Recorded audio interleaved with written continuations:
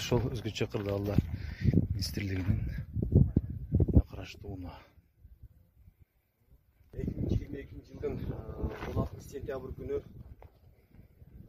Баткен районунун Аксай айылында ушул Барух чек ара тарабында Барух менен ошол тараптан Тажик Республикасынын аскерлери Кыргыз Республикасынын аймагына кол салып кирген учурда биздин ушул жердеги жергиликтүү элдер кээ бирлери өздөрүнүн техникалары менен кээ бирлерине күйүүчү май жактан биздин кызматкерлер жардам берген. Анан ошол учурда биздин кызматкерлер ыңгый тарапта болгон болчу. Ал жактан элдерге кээ бирлерине ГСМди куюп берген дагы ок аттылоо күчөгөн учурда бул жак тарапка Рабат айылына коопсуздугун өздөрүнүн коопсуздугун камсыз кылуу максатында бул тарапка чыгып келгендер. Ошол учурда мына ушул өзүңүздөр көргөндөй мына посттун алдына келгенде ок атуу күчөп кеткендиктен ушул жерде дагы жергиликтүү элдерден дагы бир экөөсү болгон. Ошолор менен ушул жерде октун басаңдашын күтүп туруп калгандар. Ошол учурда мына өзүңүздөр көргөн мына автожол бул Аксайдын Бакай участкасынан бул ылдый тарапка түшүп келчү жол. Ошол эле учурда Баруктан дагы ушул тарапка келсе болот.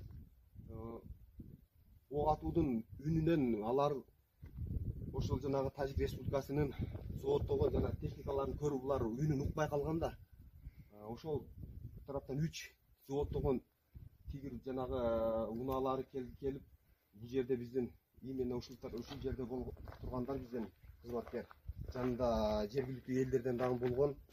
Дагы биздин бир кызматкерибиз ушул төгөрүктө болгон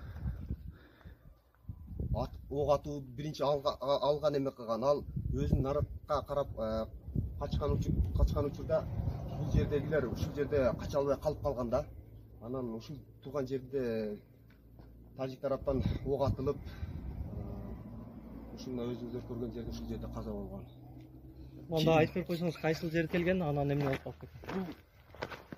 Биздеги жанагы авариялык куткаруу автоунаасы биздин ушул 160-өрткө каршы куткаруу бөлүгүндө турган.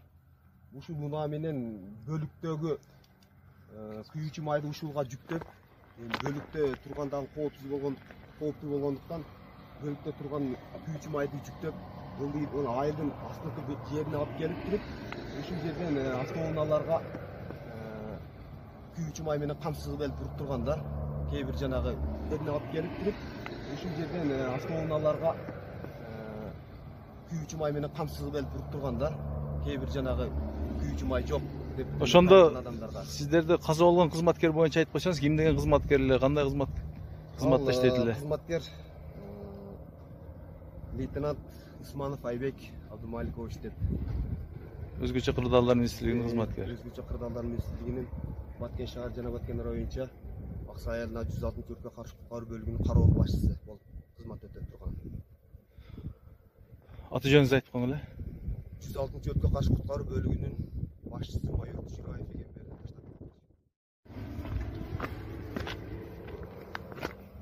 Ошол өзгөчө кырдаалдар министрлигинин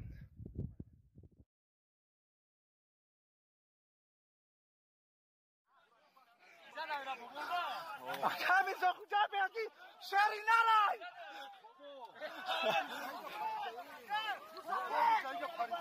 A camisa kucak, kanta kafa. Tekbir! Allahu Akbar! Allahu Akbar! Zindabad Tajikistan! Allahu Akbar! Allahu Akbar! وما رميت إذ رميت ولكن الله رمى. الله أكبر. أكامي زوجة تيجر أكامي زوجة شرينارا ما بتوقف ماذا أكامي زوجة غرمي زاتوش شرينار زاتوش. واو